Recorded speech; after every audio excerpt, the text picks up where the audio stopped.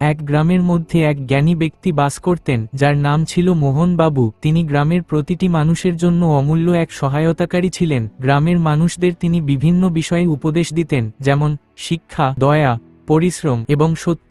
মোহন বাবু শুধু গ্রামে নয়, আশেপাশের গ্রামের মানুষদের কাছেও পরিচিত ছিলেন তার জ্ঞানের জন্য। একদিন গ্রামের এক যুবক রাহুল মোহন বাবুর কাছে এসে বলল, মোহন বাবু, আপনি তো অনেক কিছু জানেন, আমি কি আর্থিক দিক থেকে সফল হতে পারবো? মোহন বাবু রাহুলের প্রশ্ন শুনে কিছুটা হাসলেন, তারপর তাকে বললেন, তুমি যদি জীবনে সত্যের পথে চলো, তাহলে সাফল্য তোমার পেছনে পেছনে আসবে। কিন্তু যদি শুধু টাকা উপার্জনের দিকে মনোযোগ দাও, তাহলে একদিন তুমি হয়তো সবকিছু হারাবে। রাহুল তখন বলল, কিন্তু মোহন বাবু, আমি তো জানি না কিভাবে সত্যের পথে চলতে হবে। মোহন বাবু হাসতে হাসতে বললেন, তুমি যদি অন্যদের সাহায্য করো, সৎ থাকো, পরিশ্রমী হও, তাহলে তোমার পথ সোজা হয়ে যাবে। জ্ঞানের থেকে বড় কোনো ধন নেই।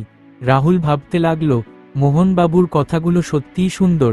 পরবর্তী দিনগুলোতে রাহুল তার জীবন পরিবর্তন করতে শুরু করল। সে তার সময়ের সদ্ব্যবহার করতে লাগল, অন্যদের সাহায্য করতে শিখল এবং সততার পথে চলতে লাগল। কয়েক বছর পর রাহুল সত্যিই সফল হল।